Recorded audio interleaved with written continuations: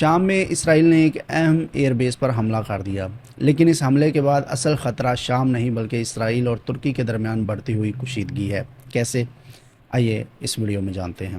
السلام علیکم، میں ہوں حافظ کاشم محمود اور آپ دیکھ رہے ہیں عرب دنیا اور مشرق وسطیٰ کی اہم ترین خبریں۔ اگر آپ عرب دنیا کی تازہ ترین خبروں سے باخبر رہنا چاہتے ہیں تو ہمارے فیس بک پیج کو فالو اور چینل کو سبسکرائب ضرور کر لیں۔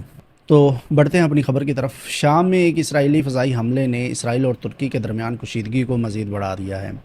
رپورٹس کے مطابق اسرائیل نے شمال مغربی شام میں واقع ظہور ایئر بیس پر اس وقت نشانہ بنایا جس سے ایئر بیس کے رن وے اور دیگر تنصیبات کو نقصان پہنچا، تاہم کسی جانی نقصان کی اطلاع نہیں ملی۔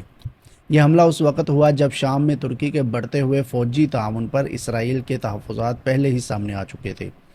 اسرائیل کا موقف ہے کہ شام اس ایئر بیس پر ترک فوجی موجودگی کی اجازت دے کر ایک طے شدہ سیکیورٹی ارینجمنٹ کی خلاف ورزی کے قریب پہنچ رہا تھا۔ اسرائیلی وزیر اعظم نیتن یاہو کے دفتر نے اسی کو حملے کی وجہ قرار دیا، لیکن یہاں ایک اہم بات ہے۔ شامی حکومت نے کہا ہے کہ ایئر بیس پر کسی مستقل ترک فوجی اڈے یا مستقل ترک فوجی موجودگی کا منصوبہ نہیں تھا، جبکہ ترکی کی وزارت دفاع نے بھی کہا ہے کہ حملے سے پہلے یا حملے کے دوران ایئر بیس پر کوئی ترک فوجی وفد موجود نہیں تھا۔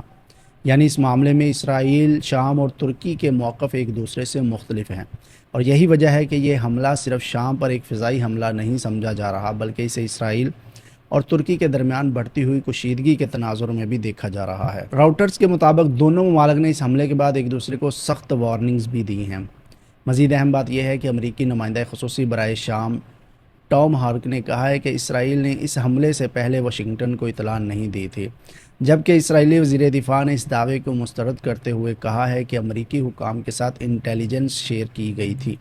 اب اصل سوال یہ ہے، کیا شام، اسرائیل اور ترکی کے درمیان اگلا بڑا محاذ بن سکتا ہے؟ کیونکہ ایک طرف ترکی شام کی نئی حکومت کے ساتھ اپنے فوجی تعاون کو بڑھا رہا ہے، جبکہ دوسری طرف اسرائیل شام میں کسی ایسی فوجی موجودگی کو اپنے لیے خطرہ سمجھتا ہے جو اس کی سیکیورٹی کیلکولیشن کو تبدیل کر سکتی ہے۔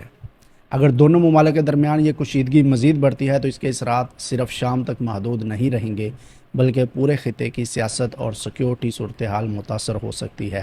یہ صورتحال ابھی ڈیولپنگ ہے، اس لیے مزید آنے والی اپڈیٹ انتہائی اہم ہوں گی، کیونکہ ترکیہ کا بھی تازہ سعودیہ اور پاکستان کے ساتھ دفاعی معاہدہ بھی ہوا ہے۔ تو اس بات کو بھی ہمیں مد نظر رکھتے ہوئے دیکھنا پڑے گا کہ اب پاکستان بھی اس جنگ میں شامل ہو جائے گا۔